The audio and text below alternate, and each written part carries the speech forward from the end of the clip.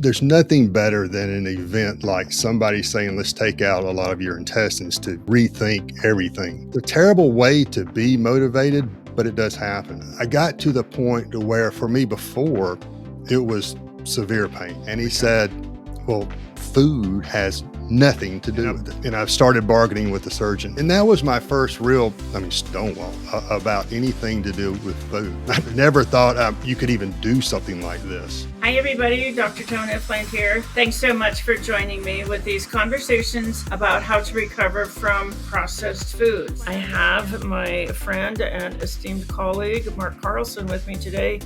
We're going to be talking about two topics: irritable bowel syndrome and how Mark vanquished it, conquered it. And we're going to be talking about what can organizations do to help their employees. We got some startling things to talk about, so I'm really glad you're here. Mark, I can't wait to hear your story about IBS. I remember details from it, and it's just shocking. Oh, well, thanks, Jen. But it's actually not really just IBS. That was a part along the way to Crohn's. So yes, IBS and I do kind of see IBS and then Crohn's as an aggravation of even that, a progression of it. Mm-hmm.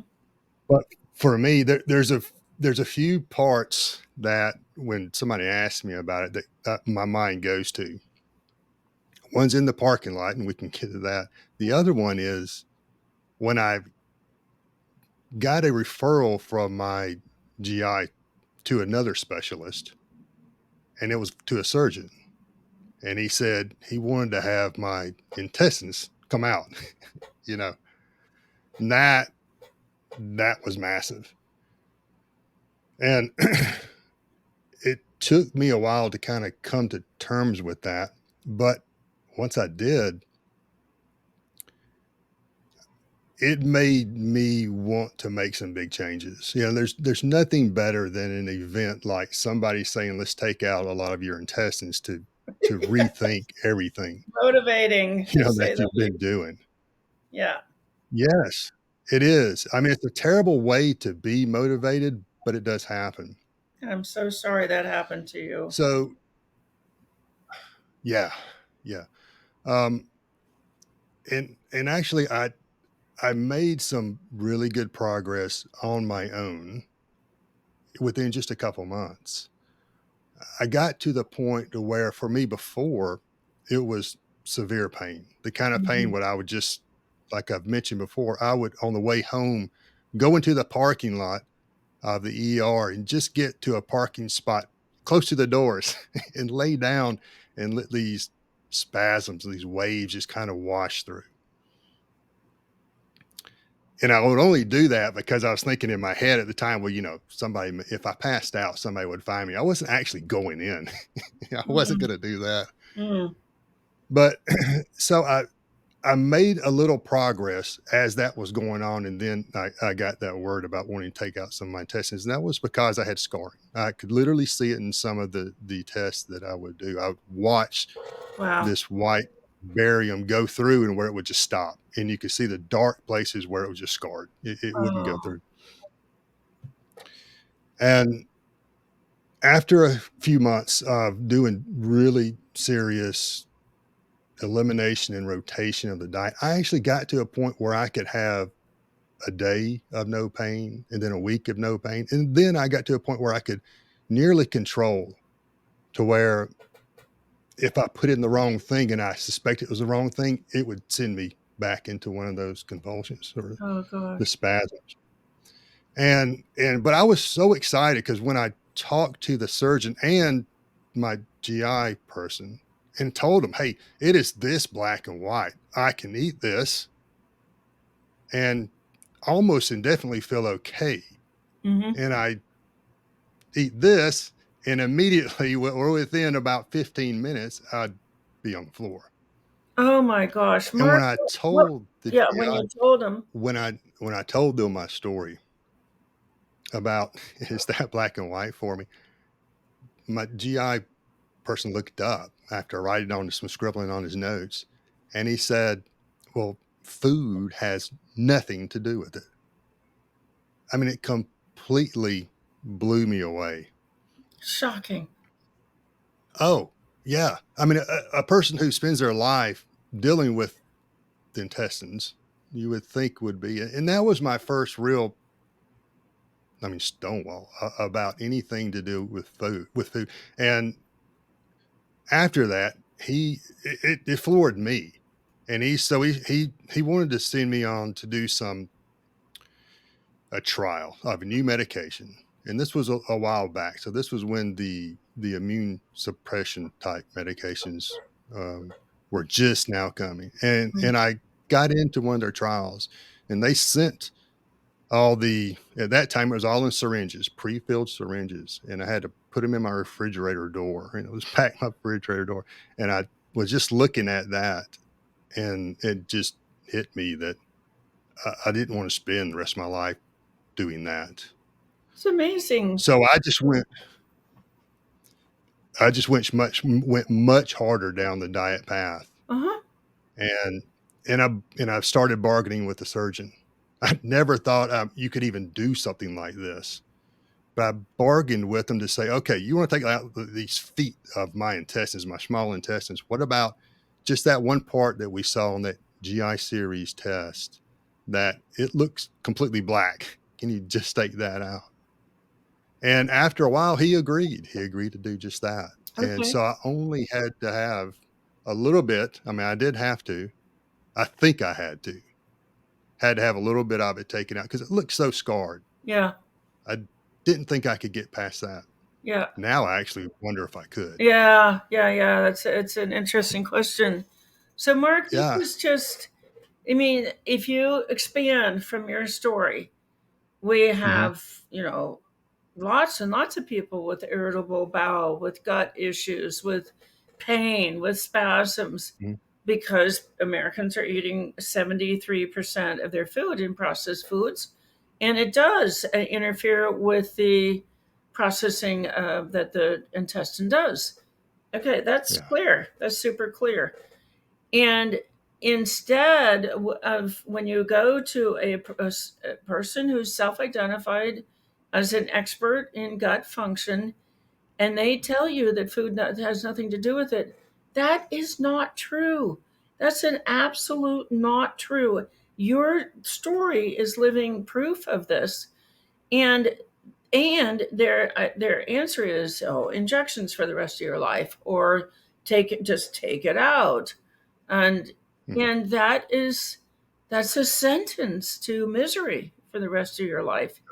And if they would only say, I'm going to offer you, if you don't eat these foods and you do eat these foods, and I'm going to give you a program that supports you in doing this, uh, that they could escape entirely. You escaped entirely. So what did you eat and what did you not Yes. eat? Well, I took away everything that wasn't just automatically produced naturally. So nothing out of a box, nothing out of a bag, you know, and I worked on controlling to where I didn't have any sugar spikes as well too. Right. So what it came down to was everything unprocessed. And then I took out some from there that was any of the natural foods. I took out a lot of the fruits, a lot Hmm. of things that would trigger me to want more and more of something sweet. And for Craving. me, that was anything starchy, anything fruit wise. Um, and which was at first I thought was undoable because I lived off of pasta growing up. Uh, I re- I remember in my dorm room having a box of little Debbie boxes of cakes, and little the jelly rolls and all that kind of stuff. I mean, I lived off of that stuff. mm-hmm. But once I got rid of it and had the idea really that okay, it has to be unprocessed for one thing, which frankly eliminates almost everything that you see nowadays. You walk through the grocery store and almost everything comes in a box or a bag. 99% of what's in a grocery store is processed. You've got the It's crazy. vegetables on one little section of the store. You've got the proteins across the back of the store. Even dairy is processed by a cow and then is reprocessed by food processors. You know, Hmm. you can do cold Yeah. pressed oils, beans in the aisles. Some people can do the brown rice and some people can't. Everything else in that store is processed, 99%. So, I mean, it's easy once you get the hang of it. You're in and out of that grocery store really quick Yeah. because you're just going here and here and here and you're out. So, Mark, I have talked to you many times about this idea. Your experience is extraordinary. And before I go on, I want to ask you, like, what else went away besides the gut issues? Did you notice other things went away? Yeah. I had a number of things. Um, but what was probably most impressive now, looking back, is not so much what you think of the physical stuff. I had some skin issues, but my thought processes, that's Mm, probably the most significant change. mm, So before, when I would think about what I want to eat, it's always sense of a feeling of what's going to satisfy me. You know, it's like, what do I feel like eating right now?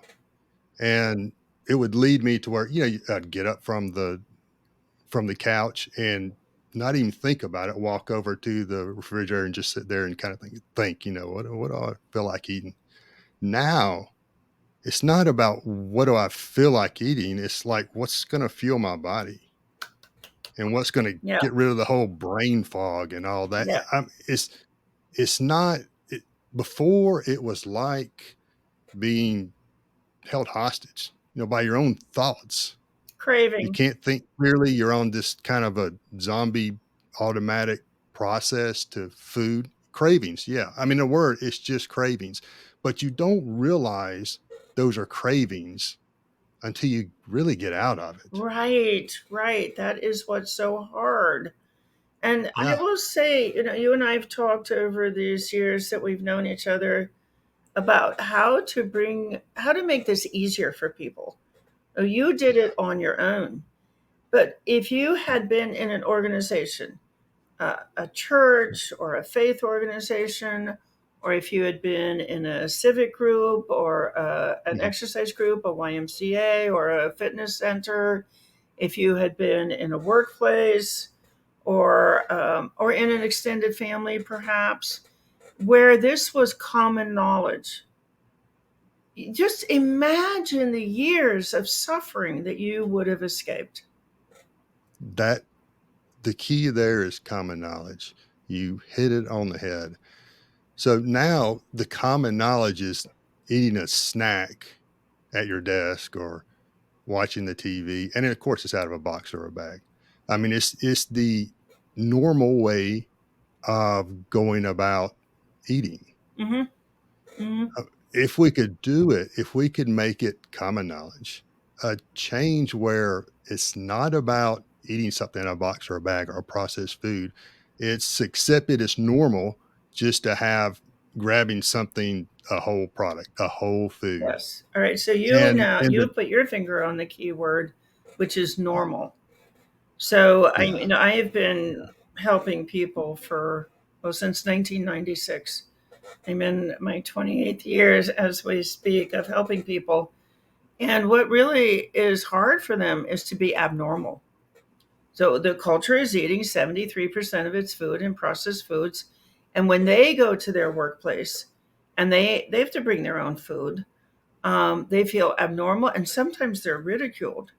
Or if they go yeah, to their faith organization and they don't have the coffee and donuts at the or the bread or the whatever in the hour after the service, then they're abnormal and it makes them feel very uncomfortable. And that's all on the one hand. On the other hand, it's so easy to create that common knowledge.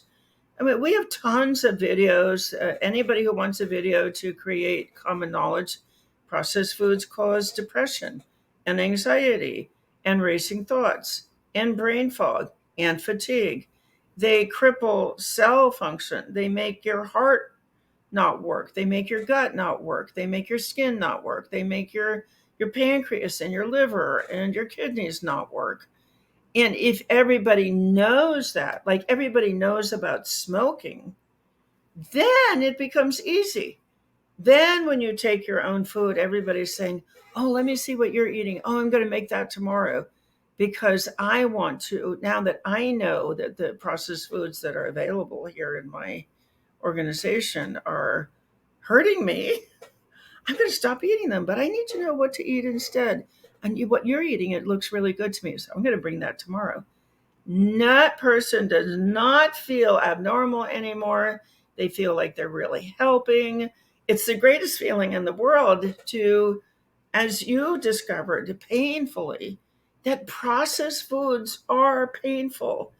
You have somebody else in your office who's already doing this, or you're serving on a committee with them for a like a nonprofit or a volunteer, and you see that you just it's an incredible gift. So, what are your thoughts on how to create common knowledge in any kind of an organization? Well, I think first of all is people sharing their stories makes probably the biggest, quickest effect. Sharing their stories of how, it, they got rid of diabetes, or like me, just a stomach issue, or as bad as Crohn's. Or craving? That is huge. Yes, Hmm. cravings. Hmm. Um, I think that's the biggest hurdle, Hmm. and that's the easiest way to get it. Just have people share their stories. But Hmm. can you imagine what it would be like? Now we have to go everywhere. We drive to work. We see the billboards of Frosties and Big Macs, and or go through the line of the grocery store, and we have all these boxes of all the candy and stuff. Yeah. Can you imagine if it were flipped? Yeah. When we went to the place of work, or the place where we go to worship, or any place, even and at the home, of course. And then it's always the healthier foods that it's just right there, and that is convenient. I mean, Yes, that's the piece. It's convenient, it's easy, it's normal. But if you want to escape this painful processed food cravings, uh, in our culture, we have to be abnormal. So yes. I do want everybody to know we have lots and lots of videos and we've got programs, and you don't have to feel abnormal anymore. We broadcast all day long, so that you can be, it's over Zoom, but you can be around people over Zoom. So, Mark, how would you advise somebody to get started on this? Well, I have to say the Ark is a great place Okay. because it's about immersion. I mean, really, it is. Um, to get that thought process to change, it immersion's probably the best way.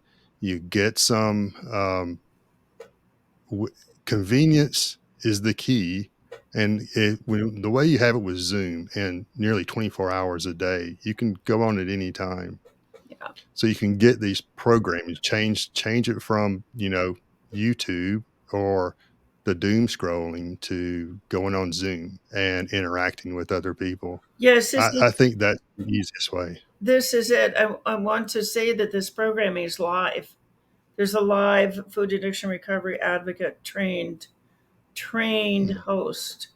And we do also have training programs. Whether you're a professional or whether you're just want to help a family member, we can train you to do that. And it is so much easier when you're around people who are already doing this. Mark, I am just so grateful that you escaped. You had to do all the work yourself, trial and error, putting things back in, being in agony, taking them out again, and then coming up against the medical industry. the gaslighting, just the things that are not true. And there's a great new book out there. I don't know if you're aware of it. It's called Lies I Taught in Medical School. So one of the Yes. professors, the medical school professors, Robert Lufkin, has Hmm. come forward. I taught these lies.